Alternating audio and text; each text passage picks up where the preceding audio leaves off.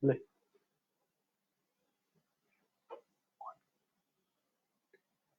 good afternoon to all of you.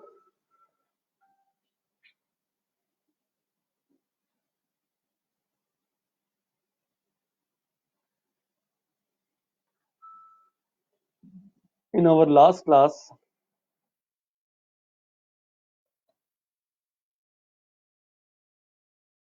we have started topic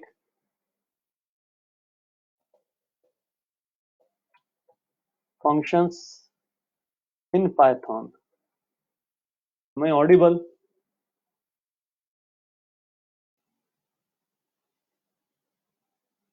Good afternoon.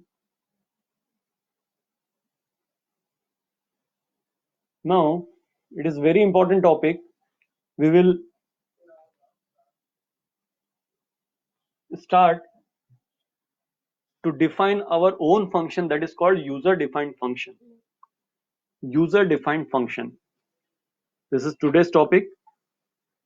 But before joining all other students, I will recap previous topic, some important information that functions and modules in Python are classified in three main category. बेटा हम लोगों ने कल जो topic शुरू किया था उसको जल्दी से रिकैप कर लेते हैं, क्या क्या देखा इंपॉर्टेंट चीजें। सबसे इंपॉर्टेंट चीज वो ये कि पाइथन में सारे फंक्शंस मॉड्यूल को तीन कैटेगरी में डिवाइड किया जाता है। Number 1 built in function, number 2 modules और नंबर 3 यूजर डिफाइंड फंक्शन। ये दो कैटेगरी कल हमने डिस्कस की है।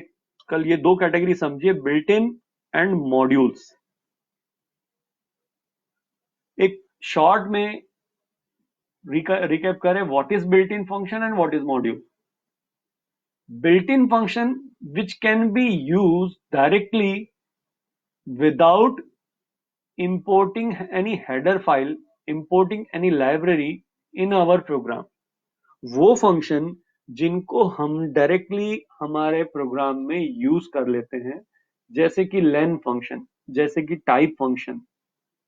तो हमने कुछ एग्जांपल देखे थे बिल्ट इन फंक्शन के। वो एग्जांपल ये थे int, str, float, input। these are built in functions। इन फंक्शंस को डायरेक्टली हम यूज करते हैं। These are standard library functions, directly हम इनको यूज करते हैं। जस्ट मैं एक लिंक शेयर कर दूं अदर ग्रुप में मेरे क्लास के स्टूडेंट्स को, ताकि वो भी ज्वाइन हो जाए।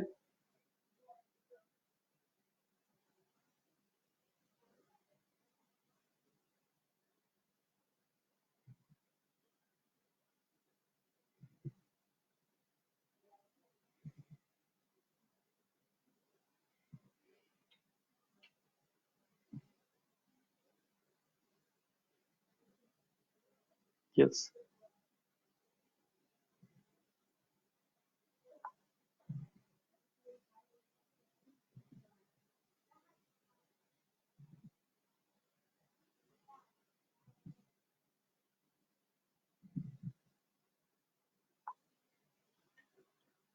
तो these are some examples of built-in functions which I already discussed in our last class। type, int function, str function, float function, eval function, these are built-in function। min and max, abs, these are built-in function। and then modules means all those functions which are associated with any module file are called module function। Here there are two options for us। We can define our own module and our user defined function can be stored in these module, and some already defined modules are also available for us, just like random module, just like string module। some functions which are defined in predefined module file are called module function। Module is a py extension file which store definition of some functions and variables which are required in our program। whenever we have to use any module associated function, then we must have to import that module. इस module से related function को use करने के लिए programme में सबसे top पर उस मॉड्यूल को इंपोर्ट करना जरूरी होता है. Just like for example we want to use any mathematical function, we have to import math. Then we can use all mathematical function like sqrt, log10, sin, cos, tan, etc. तो difference क्या हुआ बेटा? In short difference built in function और module से associated function का difference इनके use में भी पता लगता है. जो मॉड्यूल बेस्ड फंक्शन होते हैं मैथ डॉट एसक्यूआरटी, इसमें मॉड्यूल का नेम डॉट फंक्शन नेम लिखना होता है. पर वही बिल्ट इन फंक्शन जनरली कैसे यूज होते हैं? डायरेक्टली, बगैर module name dot function name. तो बिल्ट इन फंक्शन और मॉड्यूल एसोसिएटेड फंक्शंस का डिफरेंस समझ में आया. अभी तीसरा सबसे इंपॉर्टेंट, सबसे जरूरी टॉपिक शुरू होने जा रहा है जिसको हम बहुत ही आराम से अच्छे से समझेंगे. वो है यूजर डिफाइंड फंक्शन, कि हम अपने खुद के फंक्शंस कैसे बनाएं. और फिर हम लौट के वापस इस मॉड्यूल पर आएंगे कि हम खुद का मॉड्यूल कैसे बनाएं, उसमें हमारी मॉड्यूल की फाइल कैसे क्रिएट करें और उसको हम क्या अपने अदर प्रोग्राम में यूज कर पाएंगे. मतलब ये हमको ये फैसिलिटी देता है कि हम अपने खुद के मॉड्यूल्स क्रिएट कर सकते हैं, उसमें कई सारे हमारे बनाए हुए फंक्शंस भी स्टोर कर सकते हैं. जिस तरीके से मैथ मॉड्यूल या random module predefined module है, we can create our own module and we can import in our own program. तो ये हम इस मॉड्यूल के बाद डिस्कस करेंगे. कल हमने मैथ मॉड्यूल के फंक्शंस की लिस्ट देखी. इसके अलावा हेल्प फंक्शन एक देखा कि किसी भी फंक्शन के बारे में पूरा डिस्क्रिप्शन चाहिए तो हेल्प के ब्रैकेट में वो फंक्शन का नेम लिखें, हमको उस फंक्शन की पूरी डिटेल मिल जाती है. ये सिंटेक्स था. Import math print help bracket में मैथ डॉट कॉस्ट, ये डिस्क्राइब कर देगा मैथ फंक्शन. वैसे किसी भी फंक्शन का पूरा डिस्क्रिप्शन कि वो क्या काम करता है, उससे रिटर्न क्या होगा, उसका आउटपुट, उसमें पैरामीटर क्या पास होंगे, वो डिटेल पूरी मिल जाती है हमको हेल्प फंक्शन. स्ट्रिंग से एसोसिएटेड स्ट्रिंग मॉड्यूल, ये ऑलरेडी डिटेल में हमने देखा हुआ था स्ट्रिंग टॉपिक जब किया था.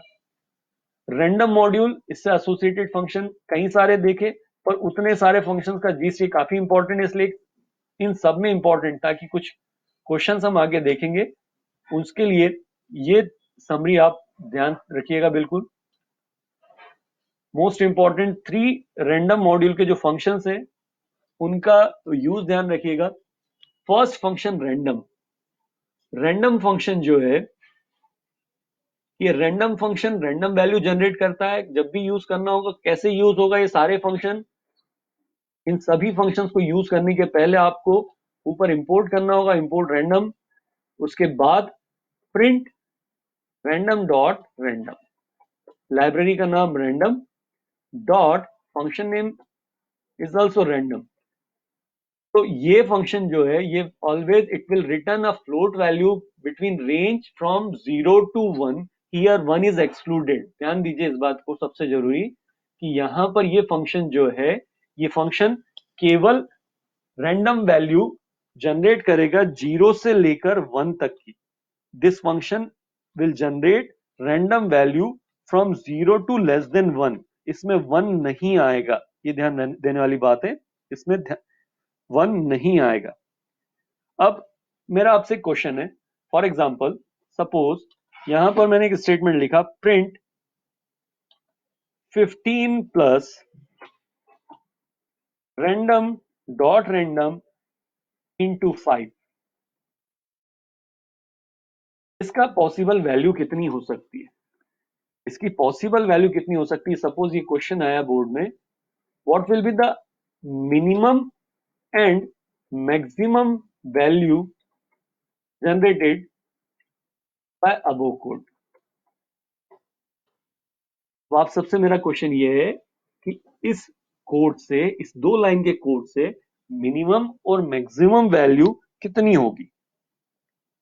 यस, 1 मिनट का पॉज ले रहा हूं ताकि देख पाऊं आपके कमेंट, कोई डाउट डिफिकल्टी यदि रहे तो. आप जब तक इसका आंसर जिनका हो चुका है वो आंसर टाइप कर दीजिएगा प्लीज.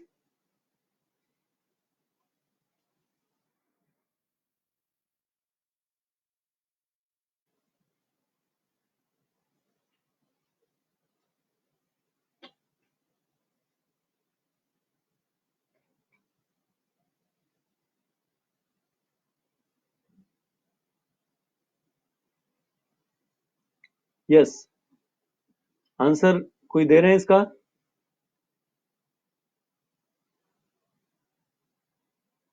मेरे क्वेश्चन और आप तक पहुंचने में एक ट्रांसमिशन। यस, नीरज का पहला आंसर देख पा रहा हूं मैं। नीरज बता रहे हैं कि आंसर होगा 15 से 40। वसंत ने मिनिमम 15 लिखा है।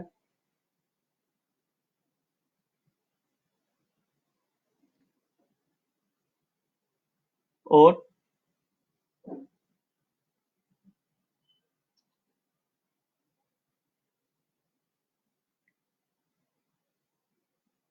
मिनिमम 15, मैक्सिमम 40, मैक्सिमम 40 लिख रहे हैं तनुदीप। Maximum 40, minimum 15। अंकित, सिद्धांत, तनुदीप 15 और 40 आंसर लिख रहे हैं।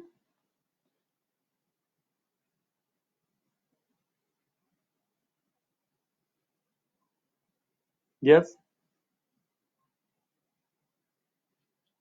अब ये बेटा ये आंसर तक कैसे पहुंच रहे हैं, इसके लिए एक चीज समझ लीजिए। रैंडम की जो वैल्यू है, और रैंडम की वैल्यू कहां तक की होगी? रैंडम की वैल्यू हमको पता है 0.0, less than or equals to n and less than 1 होगी। तो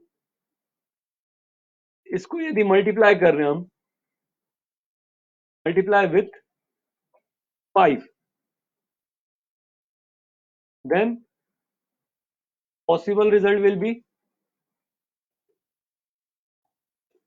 yes, then possible result will be, दोनों साइड यदि 5 को मल्टीप्लाई करें तो कितना होगा? ये होगा 0.0 less than or equals to, और यहां पर लेस देन 5 ही होगा। क्लियर? अब उसके बाद यहां पर यदि हम दोनों साइड में ऐड करें, if we add 15 in lower and upper side, we add 15 in lower and upper side, तो यहां पर यहां लोअर साइड में 15 ऐड किया तो ये हो जाएगा 15 less than or equals to, और यहां पर भी यदि हम ऐड कर रहे हैं 15 तो ये वैल्यू कितनी पहुंच रही है? 20। क्लियर? तो answer will B, answer will be less, minimum value जो होगी वो इसकी होगी 15 और मैक्सिमम वैल्यू विल बी 20। सबकी ऑलमोस्ट मिनिमम वैल्यू सही है, बट यस, इधर योगेश का आंसर देख पा रहा हूं, योगेश ने सही लिखा है। योगेश ने सही लिखा है, तो मिनिमम वैल्यू जो आंसर रहेगा, answer will B minimum 15 and maximum will be 20। Clear? इस तरीके के क्वेश्चंस हो सकते हैं बेटा। सागर ने भी सही लिखा है, वसंत ने सही लिखा है। क्लियर? तो इस तरीके से इसका आउटपुट, रूपल ने भी करेक्ट किया आंसर 15 20, ये आंसर रहेगा बेटा। तो इस तरीके से इस टाइप के क्वेश्चंस काफी हो सकते हैं बेटा, तो ध्यान रहे इसको। इसको इसके लिए हम कई सारे क्वेश्चंस का सेट में आपको प्रोवाइड कराऊंगा, जिसमें कि आप इसको प्रैक्टिस कर पाए। वैसे यदि जब बुक अवेलेबल होगी, बुक के एक्सरसाइज में भी है, या सीबीएसई के लास्ट ईयर के क्वेश्चन, या फिर प्री बोर्ड के क्वेश्चंस का सेट मैं लिंक के थ्रू आपसे जब कंपाइलेशन कंप्लीट होगा तो आपको प्रोवाइड करूंगा। कोई डाउट है इसमें? रजत पूछ रहे हैं कि वो लेस देन 20 नहीं होता। एक्चुअल में पूरा लेस देन 20 ही रहेगा बेटा रजत, क्योंकि यहां तक का यदि हम मैक्सिमम वैल्यू की भी बात करें तो मैक्सिमम वैल्यू कितनी होगी? वो जितनी भी होगी 0.9 हो सकती है मैक्सिमम, 0.9999, 1 तो होगी नहीं। तो वो लेस, यस, हाँ, रजत का डाउट सही है कि मैक्सिमम वैल्यू जो है वो लेस देन 20 होगी। करेक्ट, करेक्ट, लेस देन 20 होगी। यस, मैं जो रिजल्ट है उसको करेक्ट कर रहा हूं। तो सही है कि आउटपुट जो है मिनिमम 15 और मैक्स लेस देन 20 होगा। करेक्ट। तो हम ये इस तरीके के क्वेश्चंस और प्रैक्टिस करेंगे, ध्यान रहे। क्लियर? मैक्सिमम विल बी 19 नहीं कह सकते बेटा, पर आंसर में लिखेंगे हम maximum less than 20। Not 20, correct. अब नेक्स्ट जो है, आगे जा रहे हैं हम। ये मॉड्यूल्स और फंक्शंस के बाद जो मोस्ट इंपॉर्टेंट टॉपिक है आज हमारा, उसको शुरू कर रहे हैं, user defined function. User defined functions क्या होता है एक्चुअल में? एक सिंपल वर्ड्स में पहले मैं लिख दूं, फिर स्लाइड्स पर जाता हूं। User defined function means a function defined by us is called user defined function, is called user defined function। जब भी पाइथन में यूजर डिफाइंड फंक्शन यूज करना होगा तो आपको दो चीजें याद रखनी होगी। For definition of a user defined function you must have to apply these two things. Number one, definition of function. Number two, calling of function. Function को डिफाइन करना और फंक्शन को कॉल करना, ये दो चीजें सबसे इंपॉर्टेंट होगी। फर्स्ट, डिफाइनिंग ऑफ फंक्शन, और दूसरा कॉलिंग ऑफ फंक्शन। तो यहां पर डेफिनेशन ऑफ फंक्शन के लिए एक एग्जांपल ले रहे हैं। फॉर एग्जांपल, एक without using user defined function approach यदि हम काम कर रहे हैं, हमने एक सिंपल सा प्रोग्राम पहले देख लो कि a equal int input, without using function अभी कर रहे हैं हम इसको। देखिए, फिर इसको मैं फंक्शन में कन्वर्ट कर दूंगा। इनपुट एंटर a, सिंपल सा question, addition of two number का। एंटर a, ये एक वैल्यू इनपुट किया हमने। उसके बाद दूसरा वैल्यू इनपुट किया यूजर से, यूजर से दूसरा वैल्यू इनपुट किया, एंटर बी।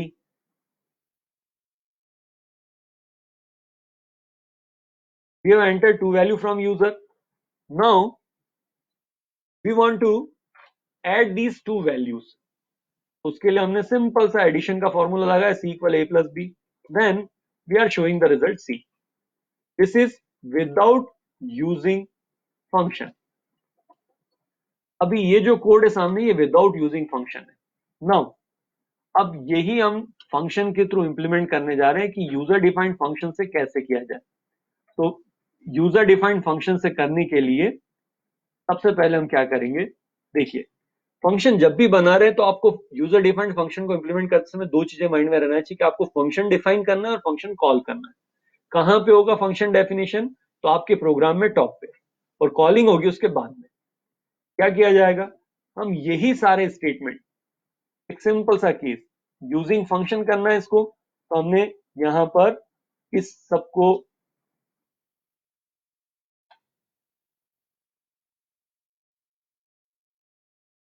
यहां पर we have define inside a function. जब भी फंक्शन डिफाइन करना हो तो फंक्शन डेफिनेशन का सिंटेक्स ये है। ये क्या हो गया, अभी बंद हो गया क्या चेक करने का?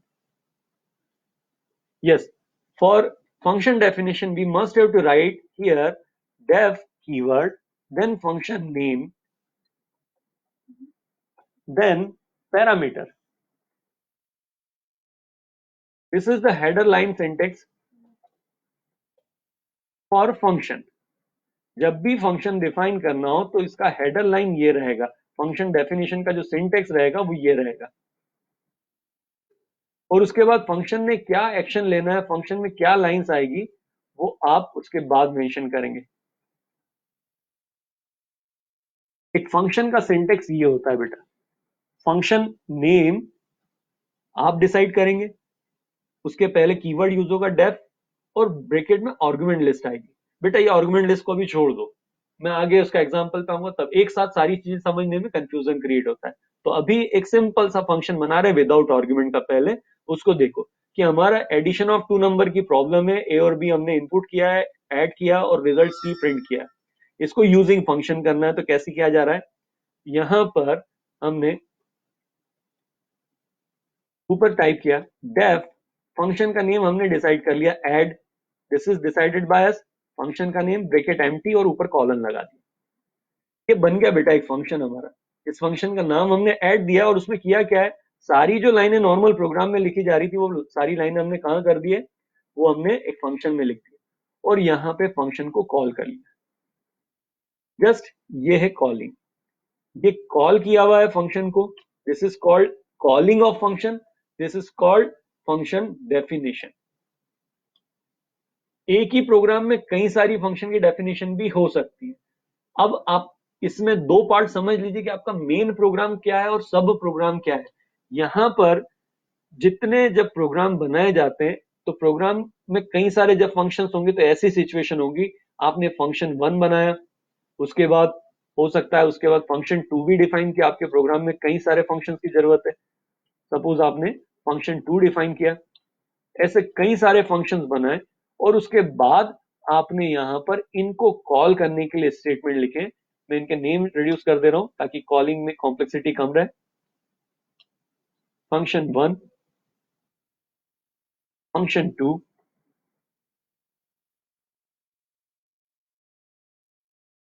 और फिर यहां पर प्रोग्राम की लाइंस हैं, प्रोग्राम स्टेटमेंट्स, बाकी रिमेनिंग प्रोग्राम स्टेटमेंट। तो ये आप अपनी रिक्वायरमेंट के अकॉर्डिंग फंक्शंस को कॉल कर सकते हैं। कभी फंक्शन 2 को पहले कॉल कर लिया फिर फंक्शन 1 को कॉल किया, ऐसा पॉसिबल है, ऐसा संभव है। तो एक लेआउट माइंड में पिक्चर क्लियर है। This section is called section for different function definition, and here it is called our main program. Whenever we run our program, computer will start execution from here. जो main indent होता है, जहां से indent कुछ भी नहीं होता है, उस section से शुरू होता है main। इसके ऊपर सारे def कीवर्ड के functions की definition की header line होती है। जब भी प्रोग्राम रन होगा तो प्रोग्राम रन होने का स्टार्टिंग पॉइंट, एग्जीक्यूशन पॉइंट यहां से होगा। ये मैंने ऐसी सैंपल लाइंस लिखी हुई है। क्लियर? तो अभी हमारा एक छोटा सा प्रोग्राम जो बना सामने यूजिंग फंक्शन, वो ये था कि हमने एक सिंगल फंक्शन डिफाइन किया ऐड, और उस ऐड फंक्शन को में करना क्या है, ऐड फंक्शन में 2 नंबर यूजर से इनपुट लिए, इसने नंबर्स को ऐड किया और आउटपुट प्रिंट कर दिया। क्लियर? अब एक चीज अच्छे से समझ लें कि फंक्शन डिफाइन करने के बहुत सारे तरीके हो सकते हैं, उनको 4 कैटेगरी में डिवाइड कर सकते हैं। अब ये 4 कैटेगरी जिसको समझ में आ गई, वो किसी भी तरीके से बड़े फ्लेक्सिबल वे में किसी भी प्रॉब्लम पे फंक्शन बना पाएगा। बेटा ये बुक में भी ये 4 तरीके अलग से नहीं दिए हुए हैं। ये फंक्शन समझने का बहुत ही आसान और सबसे बढ़िया तरीका है। इसको अच्छे से समझ लीजिए कि whenever we have to define function, we can define function in 4 ways। कैसे? वो 4 ways क्या है, अच्छे से समझ लेंगे तो आपको क्लियर रहेगा कि कैसे फंक्शन डिफाइन करना और उसको कॉल कैसे करना है। On the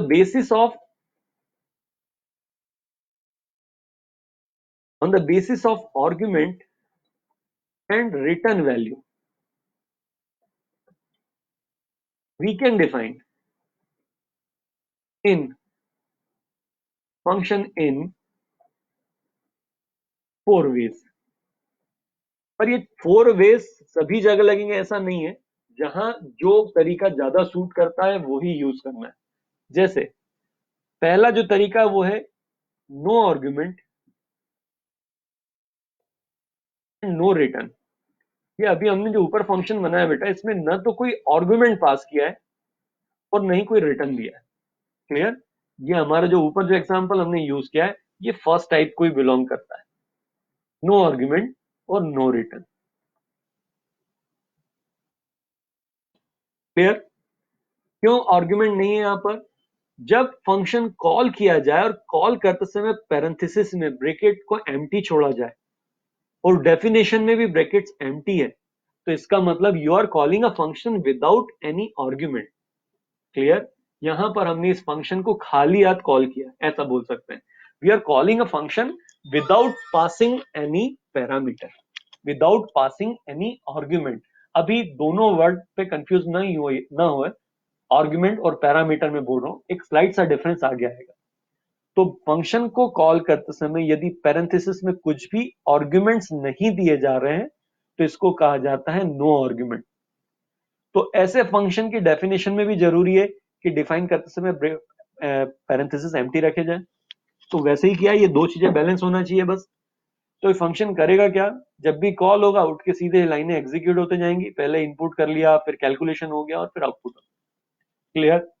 तो इस तरीके से we have defined a function with no argument and no return. अभी रिटर्न क्या है वो भी आएगा, है ना, धीरे धीरे चीजें ओपन होगी तो आपको एक एक चीजें समझ में आएगी। मैं सारी टर्मिनोलॉजी एक साथ सामने रख दूंगा तो कंफ्यूजन हो सकता है।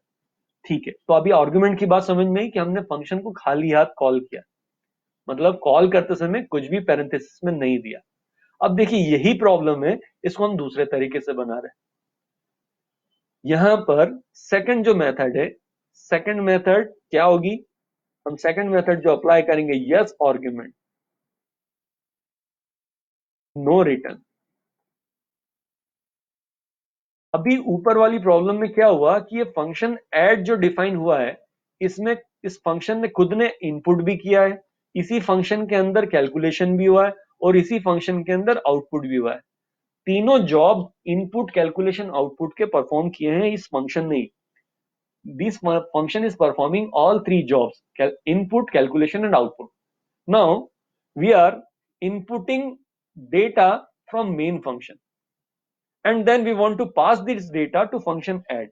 अब हम क्या चाह रहे हैं कि इनपुट हम मेन फंक्शन से करें और ऐड फंक्शन को केवल कैलकुलेट और प्रिंट करने का बोले। मतलब एक तरह से मेन प्रोग्राम हमारा मास्टर प्रोग्राम हो गया और ये फंक्शन जो उसका स्लेव हो गया। मास्टर प्रोग्राम के अंदर, मेन प्रोग्राम के अंदर डेटा इनपुट करेंगे और फंक्शन को बोलेंगे जाओ इसको ऐड करो और इसका रिजल्ट प्रिंट करो। तीन जॉब है, तीन जॉब को अलग अलग जगह पे करवा रहे हैं। इन अलग अलग करने से आपको ये चारों टाइप समझ में आ जाएंगे।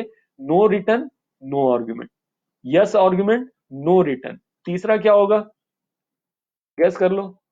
यस, सही बोल रहे हैं, यस आर्ग्यूमेंट, यस रिटर्न। और फोर्थ जो होगा, गैस कर लो, yes argument, no argument and yes return. Correct.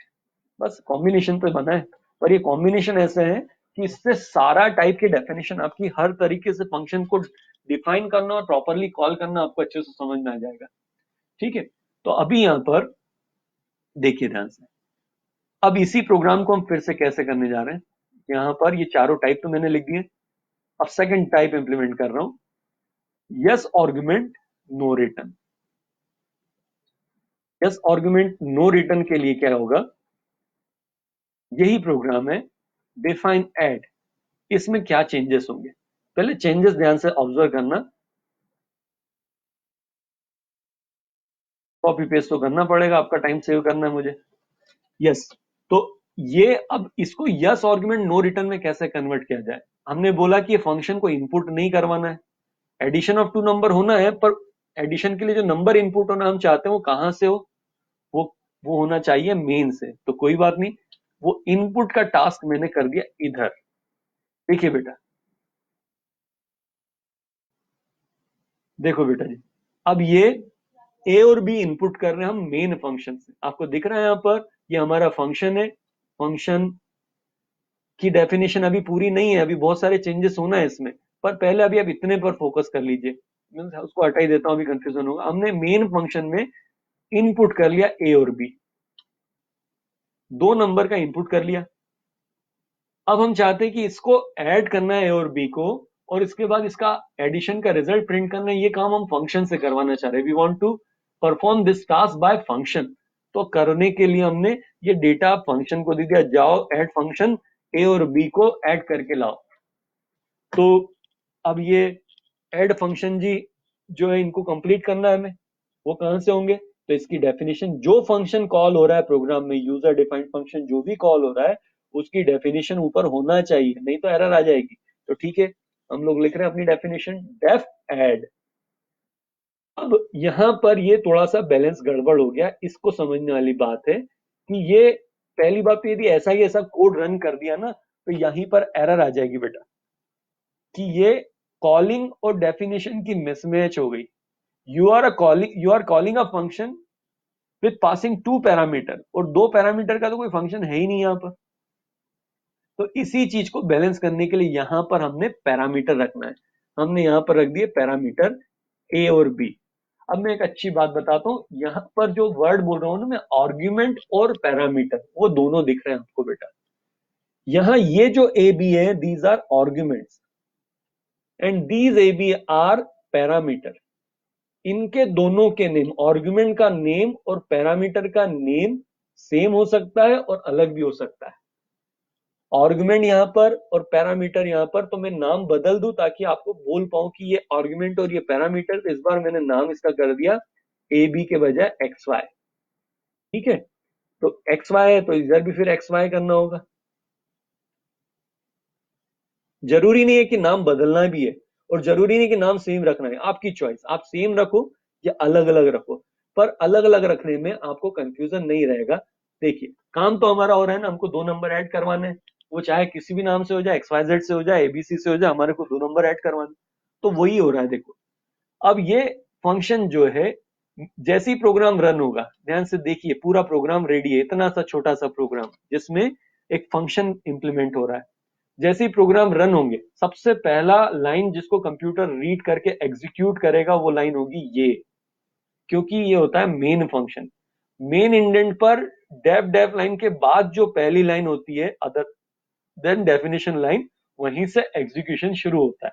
तो वो पहली लाइन फंक्शन डेफिनेशन के बाद पहली लाइन ये है, यहीं से हमारा मेन प्रोग्राम माना जाएगा और यहां से एग्जीक्यूशन शुरू होगा। It will take input of A, then it will take input of B.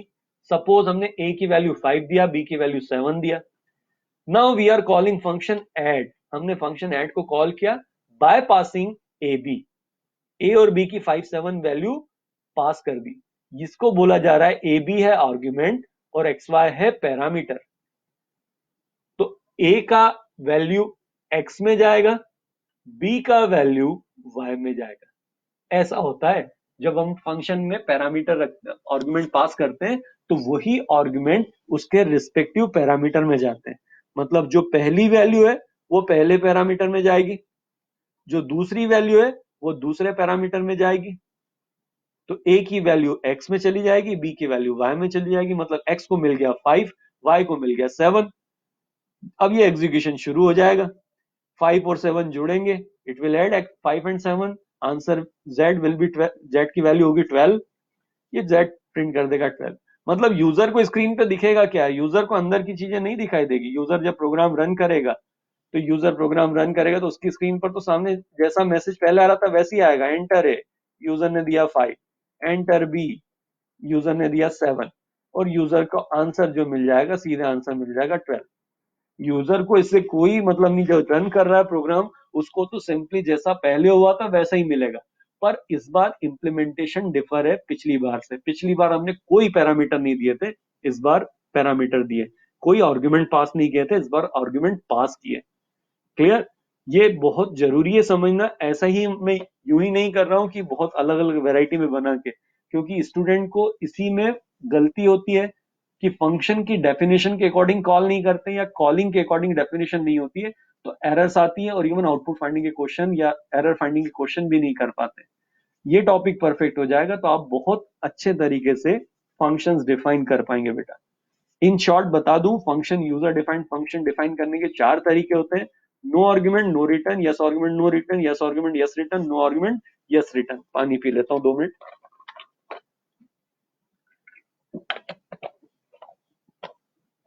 हाँ, अब ये 4 तरीके में से 2 तरीके इंप्लीमेंट कर लिए हमने। बहुत सिंपल है पर बहुत ही यूजफुल है। कोई को कुछ भी डाउट नहीं रखना है इसमें। पहला नो आर्गुमेंट नो रिटर्न का तरीका क्या था? सबसे सिंपलेस्ट प्रॉब्लम से हम एक ही सिंपलेस्ट प्रॉब्लम को 4 तरीके से डिफाइन कर रहे हैं। एक एडिशन ऑफ 2 नंबर की पूरी प्रॉब्लम, इनपुट कैलकुलेशन आउटपुट को हमने एक ऐड फंक्शन में डिफाइन किया, जिसमें न तो कोई आर्गुमेंट था और न कोई रिटर्न।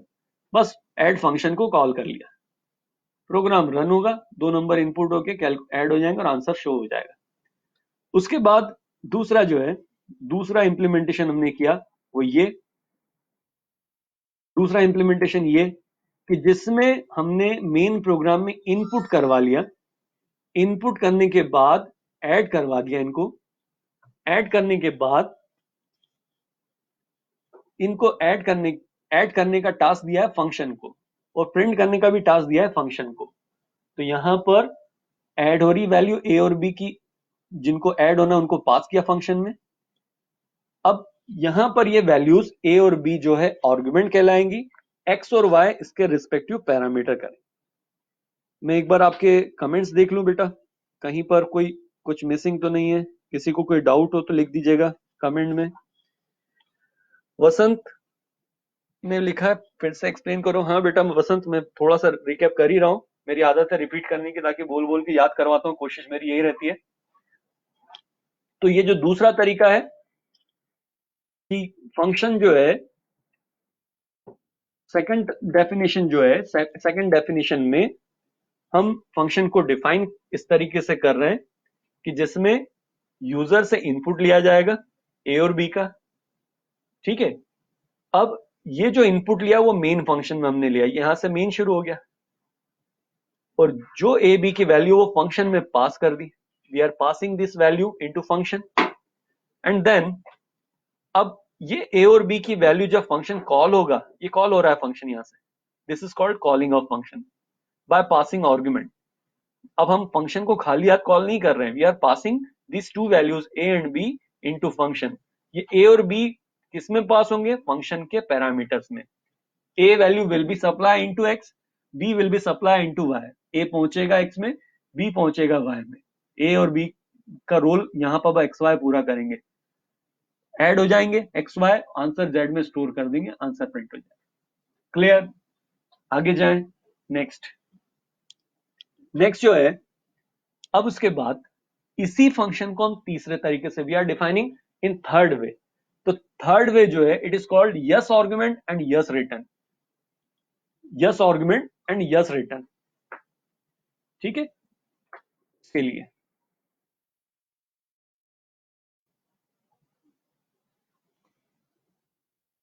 वैसे इस आउटपुट की जरूरत नहीं है, सब में सेम आउटपुट ही आना है, इसको हटा देते थोड़ा स्पेस बचेगा।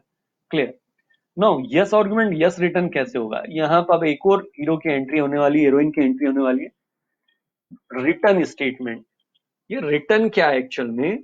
देखो अभी आपने एक चीज समझी बेटा, कि यहां पर फंक्शन के डेफिनेशन से कॉलिंग पर कुछ भी पास करना है। फंक्शन की कॉलिंग से डेफिनेशन, कॉलिंग स्टेटमेंट, इसी डेफिनेशन में कुछ पास करने के लिए वी यूज आर्गुमेंट। मतलब ये फंक्शन का कॉलिंग स्टेटमेंट है और ये है फंक्शन की डेफिनेशन। तो कॉलिंग से डेफिनेशन में कुछ भी पास करने के लिए वी यूज आर्गुमेंट। क्लियर? यहां से फंक्शन कॉल हो रहा है, कॉलिंग से ए भी पास कर रहे हैं एक्स वाई में। क्लियर? तो कॉलिंग से डेफिनेशन में कुछ भी पास करना है, उसके लिए we use arguments. But from definition to calling, यदि ये डेफिनेशन से कुछ भी कॉलिंग तक हमको पास करना है, then we use parameter, then we use return statement. अब यहां पे ध्यान देने वाली बात यह है कि अब डेफिनेशन से, फंक्शन की डेफिनेशन से फंक्शन के कॉलिंग पर यदि कुछ वैल्यू सप्लाई करना है, तो उसके लिए एक ही तरीका है, that is called return statement. हम रिटर्न स्टेटमेंट का यूज करते हैं।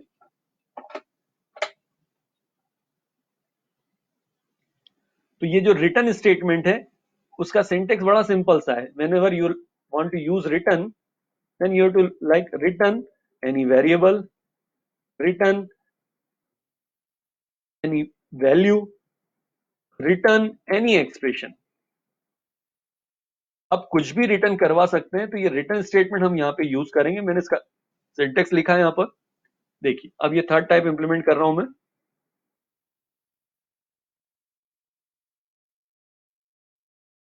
Yes argument and yes return. देखो इसी में थोड़ा सा चेंज हो जाएगा, तो क्या हो जाएगा, अब ये हमारी स्टोरी जो पुरानी है एडिशन ऑफ टू नंबर की, इसमें थोड़ा सा ट्विस्ट करेंगे, तो ये यस आर्गुमेंट और यस रिटर्न के वे में इंप्लीमेंट हो जाएगा। कैसे? अभी एड फंक्शन जो है, इसके लिए मेन फंक्शन से इनपुट किया जा रहा है, we are inputting two values A and B inside main, then calculation and output task will be perform by add function. Total 3 task थे एक function addition of two numbers के लिए। 3 task क्या है? इनपुट, कैलकुलेशन और output. तो input किया जा रहा है मेन में, कैलकुलेशन और आउटपुट किया जा रहा है फंक्शन में। क्लियर? अब यही काम में हम एक काम और कम फंक्शन से करवा रहे हैं, कि हम फंक्शन से बोलना चाह रहे हैं कि ये फंक्शन आउटपुट प्रिंट ना करे, we want to show answer from here. अब हम ये चाहते हैं कि एडिशन का जो आंसर हुआ वो हम यहाँ से प्रिंट करना चाहते हैं, रिजल्ट जो है वो हम यहाँ से प्रिंट करना चाह रहे हैं। तो वो कैसे करेंगे? वो जो रिजल्ट कैलकुलेट होके आया हुआ है वो रिजल्ट यहाँ पर हम कैसे प्रिंट करेंगे? क्या z लिख देंगे? बिल्कुल नहीं, बिकॉज यहाँ पर एक स्कोप रूल काम करता है जिसको मैं डिटेल में भी इसके बाद बता रहा हूँ। तो z तो नहीं लिख पाएंगे, एरर आएगा। अब कैसे करें कि ये आंसर हम यहाँ से प्रिंट कर लें? तो इसके लिए बेटा आपके पास एक ही तरीका है।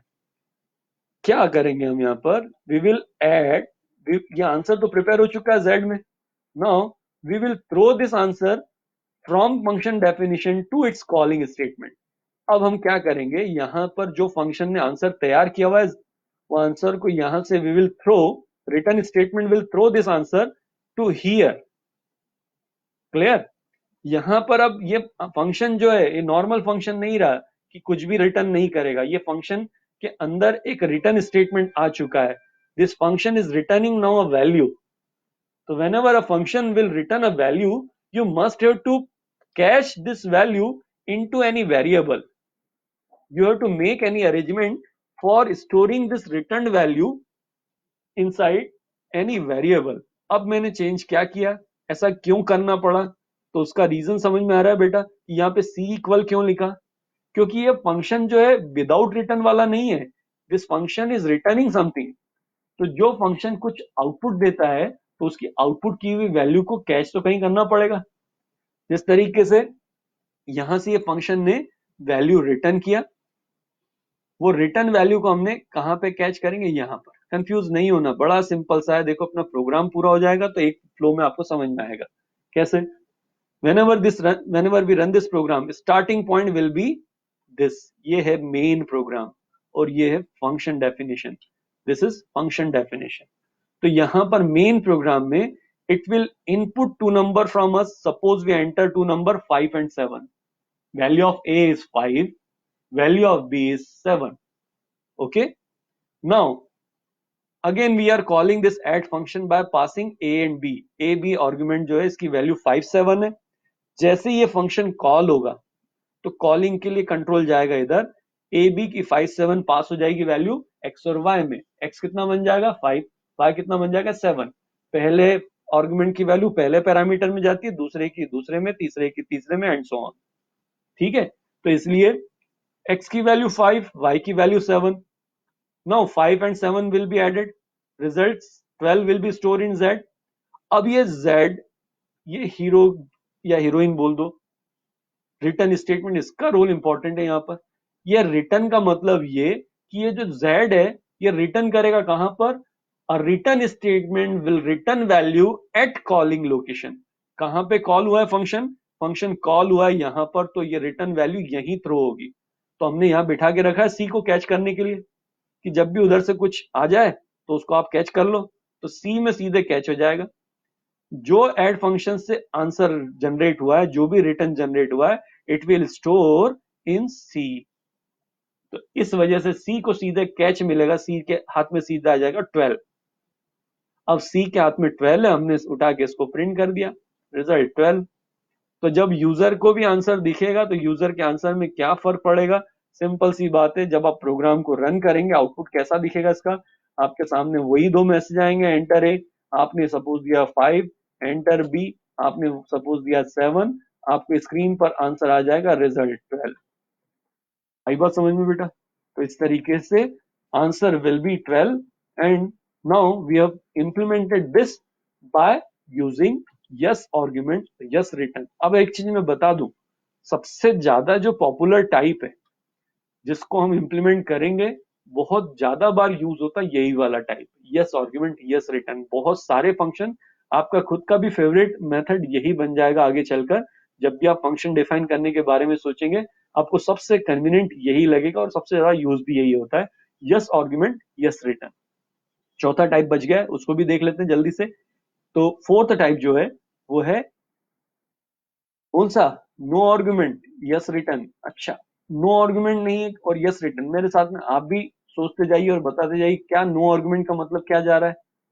नो आर्गुमेंट और यस रिटर्न इंप्लीमेंट करना है मतलब ये कि फंक्शन से फंक्शन में आर्गुमेंट पास नहीं करना है। नो आर्गुमेंट, नो आर्ग्यूमेंट का मतलब ये हुआ कि ब्रैकेट एम्प्टी होना चाहिए, यस, ब्रैकेट एम्प्टी कर दिए। तो फिर ये एक्स और वाई कहां से आएगा? प्रोग्रामिंग में एक रूल तब आपको याद ही रखना है कि वेरिएबल मस्ट बी इनिशियलाइज और must be input it's value before it's use. X और वाई डायरेक्टली आप ऐड करने का बोल रहे हैं, इसको इनपुट नहीं किया, इसमें कुछ असाइन नहीं किया, तो एक्स और वाई की वैल्यू कहां से लाओगे? तो यस, वो वैल्यू हमको फिर इनपुट ही करना पड़ेगी। यहाँ पर फिर हमने इनपुट कर दिया, ठीक है, यहाँ पर इनपुट कर दिया। अभी मैं समझ सकता हूँ बहुत सारे क्वेश्चन होंगे, बहुत बड़ा टॉपिक है ये फंक्शन, अभी बहुत सारी चीजें कल कंप्लीट हो पाएगी, पर आपके जितने भी डाउट्स हैं कमेंट में लिख दीजिएगा बेटा, तो मैं अच्छे से उनको सॉल्व करवा पाऊंगा। तो अभी लास्ट के कमेंट मेरे लिए ज्यादा इंपॉर्टेंट रहेंगे, जिनको मैं देख पाऊंगा। जब क्लास एंड होगी तो जरूर कमेंट लिखेगा आपके क्वेश्चन जो अनट्यून्ड है। अब देखो, नो आर्गुमेंट जो है, नो आर्गुमेंट में हमने आर्गुमेंट नहीं लिया, तो इनपुट कहां से किया? यूजर से इनपुट किया, ए और बी। तो फिर ए और बी ही ऐड होंगे ना, एक्स और वाई नहीं होंगे, या तो फिर इनको एक्स वाई कीजिए। तो ठीक है, रहने देते हम, we are adding A and B, ठीक है, कैपिटल हो गया A plus B. Result will be store in Z, Z के बजाय नेम सिमिलरिटी रहे इसलिए सी ले लेते हैं इधर भी। Result will be store in here C. Now we are calling this function here. अब कॉलिंग स्टेटमेंट यही रहेगा, C equal add A comma B, C equal add A comma B, print result C. तो यहां पर अब ये बन गया function no argument yes return. कैसे? जब रन करेंगे आप, whenever you execute this program, starting point will be this, main program की पहली लाइन यही है, आते से फंक्शन कॉल कर लिया हमने मेन प्रोग्राम में, सी equal add A comma B. ये गलत हो रहा है भैया, यहाँ पर क्या हो रहा है गलत? Yes, because this function is not having any argument, we must have to put bracket empty. Yes, now first statement will be like this, add function call हुआ, कॉल होते से ये फंक्शन ने अपना खुद इनपुट किया 57, 57 will be added to result will be stored 12, result 12 will be printed, then this 12 will be stored in C। हमने function के रिटर्न का नाम भी सी दिया, और जो जिसमें कैच कर रहे हैं वो भी सी लिया, सेम भी ले सकते हैं अलग भी ले सकते हैं, नो प्रॉब्लम। पर ये दोनों सी अलग अलग रहेंगे, जैसे एक क्लास 12th ए का रोल नंबर 101 और क्लास 12 बी का रोल नंबर 101, ये दो अलग अलग स्टूडेंट है, वैसा कुछ माइंड में रखिएगा अभी इसको। ये सी जो यहाँ पे यूज हो रहा है वो सी इस मेन के सी से अलग रहेगा, ठीक है। तो सी इक्वल एड, जो रिजल्ट बन गया सी की वैल्यू वो प्रिंट हो जाएगी, तो आंसर यहाँ पे प्रिंट होगा। मतलब एड फंक्शन इनपुट करेगा, कैलकुलेशन करेगा, पर आंसर जो प्रिंट होगा वो मेन फंक्शन होगा, तो इसलिए आंसर को यहाँ प्रिंट नहीं किया, यहाँ से आंसर को हमने रिटर्न करवा दिया। Now this return answer will be store. तो अब ये सी इक्वल एड फंक्शन का जो रिजल्ट है वो प्रिंट करवा दिया। तो मेन फंक्शन फिर से देख लो एग्जीक्यूशन एक बार फिर से, फर्स्ट लाइन ये एग्जीक्यूट होगी, एड फंक्शन कॉल होगा empty handed without any argument. जैसे एग्जीक्यूशन शुरू होगा हमसे दो नंबर का इनपुट लिया जाएगा, ए और बी। कंप्यूटर हमसे दो नंबर इनपुट लेगा, फंक्शन हमसे दो नंबर लेगा इनपुट, 57 हमने इनपुट किए, 57 रिजल्ट बन गया 12। ये 12 रिटर्न हो रहा है रिटर्न की स्टेटमेंट की वजह से। रिटर्न 12 कहां रिटर्न होता है? सिंपल एक लाइन का rule, function will return its value at calling location, जहां कॉल हुआ वही तो रिटर्न होगा। तो ये 12 रिटर्न होके सी में आ जाएगा एंड 12 विल बी प्रिंटेड। तो इस तरीके से एग्जीक्यूशन होगा। तो ये हमारा फोर्थ टाइप भी इंप्लीमेंट हुआ बेटा, no argument yes return. Output same रहेगा, 12 ही आना है चारों कोड में, पर केवल हमने अलग अलग तरीके से आर्ग्यूमेंट और रिटर्न को बैलेंस करने के लिए ये चार मेथड देखी। बेटा ये एक बार जरूर गो थ्रू कीजिएगा। मैं इसी कोड को अब ये जो अभी तक जितना पूरा टाइप किया उस कोड को आपके कमेंट में भी रख देता हूं, ताकि आप कॉपी पेस्ट करके भी ट्राई कर सकें, ठीक है। उसके बाद नेक्स्ट क्लास में हम इसी को कंटिन्यू करेंगे, क्योंकि बहुत सारा फंक्शन में बहुत सारी चीजें समझने के लिए, ठीक है। तो आप इसमें इस कोड को रन भी करके देख सकते हो, और आपके जितने अब डाउट्स हैं प्लीज लास्ट के कमेंट मेरे लिए इंपॉर्टेंट रहेंगे, उसमें मेंशन कीजिएगा। Okay, thank you. क्यों बेटा टाइम देखना है एक मिनट। ओके बेटा, थैंक यू। नेक्स्ट क्लास में हम लोग फिर कंटिन्यू करेंगे। और आगे इस टॉपिक को लेकर जाएंगे।